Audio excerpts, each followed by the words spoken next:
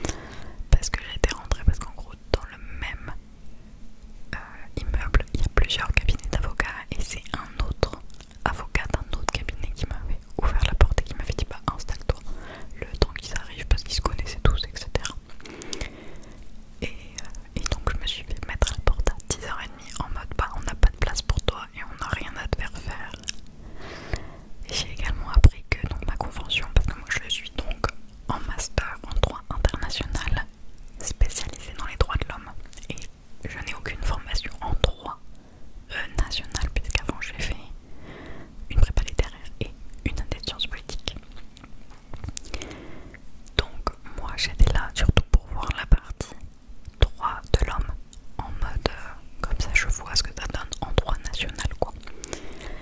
Sauf qu'en fait on m'apprend que bah non seulement ma maître de stage elle est pas là, mais en plus son cabinet ne fait plus de droit de l'homme depuis 2 ans. Ah bah super, c'est-à-dire que là je suis dans un stage où j'ai pas de maître de stage et en plus je vais faire du droit pénal alors que j'ai aucune formation en droit pénal et que ça ne m'intéresse pas plus que ça. Bon bah chouette. Enfin bref, du coup on me dit qu'elle revient le lundi d'après et donc toute la semaine donc ça allait puisqu'il y avait le jeudi qui était férié, donc pendant les 4 jours bah, j'ai un peu rien fait. 2 après-midi je suis allée au tribunal, mais à chaque fois en fait ils m'ont dit bah viens, et au final je pouvais pas rentrer parce que j'étais pas leur stagiaire. Bref, donc bah je suis allée voir des audiences au pif, des audiences qui étaient ouvertes au public au pif quoi. Donc j'étais un peu dégoûtée, mais je me disais qu'elle allait finir par revenir et que j'allais pouvoir voir des trucs quand même intéressants, au moins le fonctionnement d'un cabinet quoi. Bah non, non, puisque quand elle est revenue, donc en fait c'était un week-end de 4 jours, donc il y avait le jeudi, le vendredi, samedi, dimanche. Le jeudi c'était férié, le vendredi je me suis dit bah non, normalement les avocats ils prennent pas leur congé etc, donc je suis censée travailler. Donc je leur ai envoyé des messages le vendredi, ils m'ont pas répondu. Donc c'est à dire que bah moi j'attends et puis à un moment donné il est 15h, techniquement il reste que 2 heures. Donc je me dis bon bah tant pis, bah j'ai ma journée, mais bon à 15h c'est pas hyper sympa. Donc techniquement j'ai eu un week-end de 4 jours, mais j'ai appris que c'était un week-end de 4 jours pour moi le vendredi à 15h. Enfin j'ai appris, j'en ai déduit de la non-réponse. Donc je suis allée chez mon autre cousine qui habite en banlieue parisienne, Tiffen. Et le dimanche midi, je renvoie un message aux collaborateurs parce qu'ils avaient refusé de me donner les coordonnées de ma maître de stage, que je n'avais contacté que par le biais en fait du mail du cabinet. Donc je n'avais pas ses coordonnées personnelles, pas professionnelles mais quand même personnelles. Donc je renvoie un message au collaborateur le dimanche midi en m'excusant parce que je sais que c'était dimanche, je le savais et je savais qu'ils allaient pas forcément me répondre, mais je leur avais dit bah, du coup comment on s'organise pour la semaine prochaine, parce qu'en gros moi je voulais savoir est-ce que je peux rester un peu chez ma cousine, profiter d'elle etc. En plus la pauvre elle était pas très bien, elle était malade. Ou est-ce que je rentre à Paris pour le stage? Ils ne me répondent pas. Bon, c'est normal, c'est dimanche. Le lundi matin, je me réveille, je me prépare, machin. Et je leur envoie un message parce qu'en fait, ils m'avaient dit que je devais pas venir au cabinet dans la semaine d'avant parce qu'ils n'avaient pas de place pour moi. Et en plus, je me disais ça sert à rien que j'aille au cabinet parce que il n'y a pas d'interphone. Et ça veut dire qu'en gros, la première fois où j'y étais allée, bah, j'avais eu de la chance parce que j'étais arrivée pile en même temps qu'un autre avocat qui m'avait fait rentrer dans l'immeuble. Mais sinon en fait t'es obligé de les appeler et eux ils t'ouvrent la porte. Et du coup bah si tu les appelles mais qu'ils sont pas là, ils peuvent pas t'ouvrir la porte. Bref, donc j'ai dit la chance, ça sert à rien que j'y aille. Si je ne sais pas s'ils y sont, parce qu'en plus les avocats sont rarement dans leur cabinet, hein. Ils sont toujours à droite à gauche, en visite des prisonniers, des détenus au tribunal, etc. Et bref, donc j'y suis pas allée, mais j'ai envoyé des messages en mode bon bah comment on s'organise, machin. Est-ce que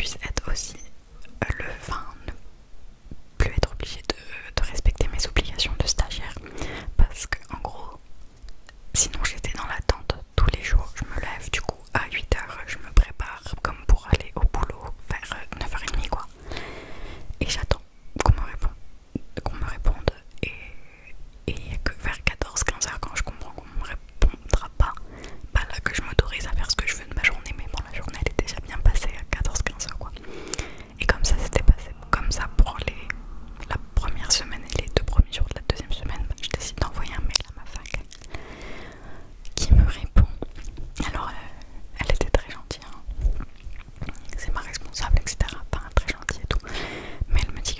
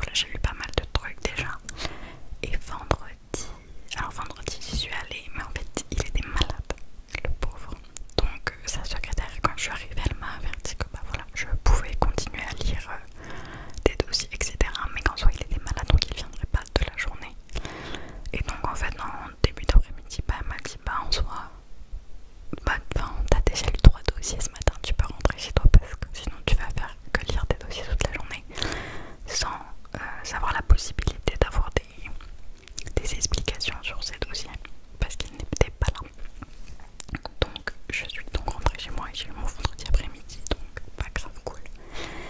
Et donc là on se revoit lundi. Voilà, lundi on reprend. En plus il était trop mignon, il était trop content parce qu'il était là. Non, tu vas voir la semaine prochaine et tout. On aura là les rendez-vous à la préfecture, au tribunal administratif, machin. Tu vas voir plein de trucs, tu vas kiffer et tout. J'étais là genre ah pas trop bien et tout. Enfin, bref, il est trop mignon. En plus la secrétaire pareil, donc la secrétaire en fait c'est sa femme. Elle est adorable, genre vraiment elle est adorable et tout avec moi. Elle essaye un peu de, voilà, quand il était pas là elle essayait un peu de m'expliquer. Mais bon c'est pas son métier donc elle connaissait pas tout hyper bien, mais elle est hyper bienveillante. Donc bref, mon deuxième stage se passe super bien et je pense que je vais voir vraiment plein de trucs. Genre rien que là, jeudi, on n'appelle pas ça commis d'office parce que là du coup c'était au tribunal administratif, mais il était entre guillemets commis d'office. C'est-à-dire qu'il est de permanence et dès qu'il y a une audience en fait, il a 15 minutes, un rendez-vous du coup avec pas la personne en fait qui veut qui veut challenger une décision administrative.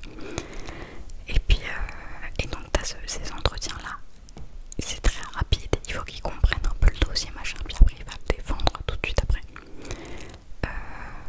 Et donc bah ça pareil, je connaissais pas du tout, même la procédure je connaissais pas, donc c'était hyper intéressant à voir. En plus c'est donc les deux clients qu'il a eu ce jour là, puisqu'il a eu deux audiences, ne parlaient pas français, ils parlaient tous les deux arabe, donc il y avait une interprète qui était là, donc pareil, bah ça c'était hyper intéressant à voir le travail en fait entre l'avocat, l'interprète et le client, donc trop bien. Enfin bref, donc comme tu peux le voir, je suis hyper contente de mon deuxième stage, c'est vraiment trop bien. Et donc il se finit le 16 juin et après je pars en aventure à Tours pour voir ma tata, ma famille là-bas et mes copains parce qu'il y a des anniversaires et des fêtes, etc.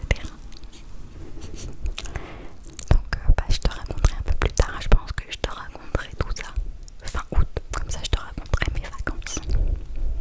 J'ai trop hâte, ça va être trop bien. Enfin bref, donc j'espère en tout cas que cette vidéo t'a plu.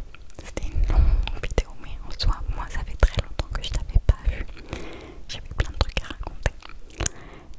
Et j'espère qu'elle t'a détendu aussi. Et petit mot de la fin. Je vais peut-être partir au Portugal l'année prochaine. Et du coup j'ai acheté un petit livre. Ouais, moi c'est à l'envers. Pour apprendre le portugais. Et je me demandais est-ce que ça